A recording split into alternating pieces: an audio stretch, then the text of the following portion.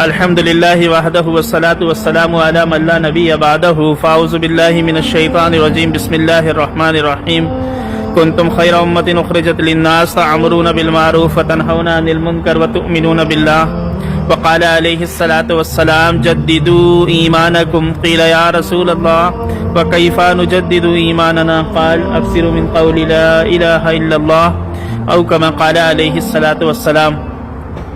قابل احترام بھائیوں بزرگوں، یہ یقینی بات ہے کامیابی تو دین پر ہی ملے گی۔ دین تو انسان کی سب سے بڑی ضرورت ہے۔ دین پر چلنے والا دنیا میں بھی راحت کے ساتھ رہتا ہے اور آخرت میں بھی راحت کے ساتھ رہے گا۔ دین کو چھوڑ کے زندگی گزارنے والا دنیا میں بھی پریشان رہتا ہے اور آخرت میں بھی پریشان ہوگا۔ جو دین حضور صلی اللہ علیہ وسلم لے کر آئے وہ دین آپ کی امت کے لیے، امت میں مرد مردوں کے ساتھ عورتیں، عورتوں کے ساتھ ان کے بچے، ان کے گھر، ان کے خاندان، مرد کے ذمے عورت کا دین، عورت کے ذمے اولاد کا دین۔ سارے رشتوں میں سب سے مبارک رشتہ مرد عورت کا ہے، لیکن مبارک دین کے ساتھ ہے۔ اگر دین ہے تو مبارک ہے اور دین نہیں تو مبارک نہیں۔ اس لیے دین کا سیکھنا ضروری ہے، دین کا سکھانا ضروری ہے، اللہ کے راستے میں نکلنا ضروری ہے، اللہ کے راستے میں نکالنا ضروری۔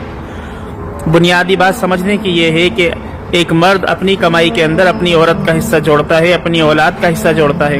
دنیا میں کوئی ایسا مرد نہیں ملے گا جو اپنی کمائی کے اندر اپنا حصہ نہ جوڑے، اپنی عورت کا حصہ نہ جوڑے، اپنی اولاد کا حصہ نہ جوڑے۔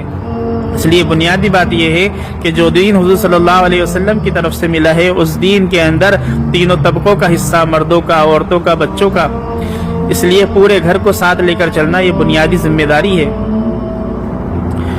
جلالین شریف کے حاشیہ میں 22 چیزیں لکھی ہیں۔ مرد عورت کے درمیان فرق، عورت قاضی نہیں بنتی، عورت اذان نہیں دیتی، عورت اقامت نہیں کہتی، عورت جمعہ نہیں پڑھے گی، عورت عید کی نماز نہیں پڑھے گی، لیکن امر بالمعروف نہیں عن المنکر یہ ایسا فریضہ ہے کہ قدم قدم یہ اپنے محرم کے ساتھ اللہ کے راستے میں پھرے گی۔ دین سیکھنے سکھانے کے اعتبار سے، اللہ کے راستے میں نکلنے اور نکالنے کے اعتبار سے ایک قدم بھی پیچھے نہیں ہوگی۔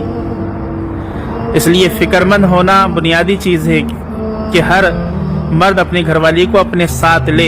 ابراہیم علیہ السلام نے اپنی گھر والی حضرت ہاجرہ کو، اپنے بیٹے حضرت اسماعیل کو اللہ کے حکم کو پورا کرنے پر، اس مقصد کو، اس ذمہ داری کو پورا کرنے پر اپنے گھر والوں کو ساتھ لیا۔ اللہ تعالیٰ نے حکم دیا آپ اپنے بیوی بچوں کو وہاں چھوڑیں جہاں ہمیں اپنا گھر بنانا ہے۔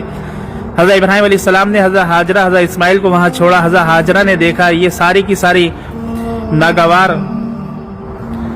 جگہ جہاں کوئی کسی سہولت کا انتظام نہیں، پتھریلا میدان۔ حضرت ہاجرہ نے فرمایا کہ آپ ہم سے ناراض ہیں؟ اللہ تعالیٰ نے بات کرنے کو منع کیا تھا، فرمانے لگی اللہ کا حکم ہے۔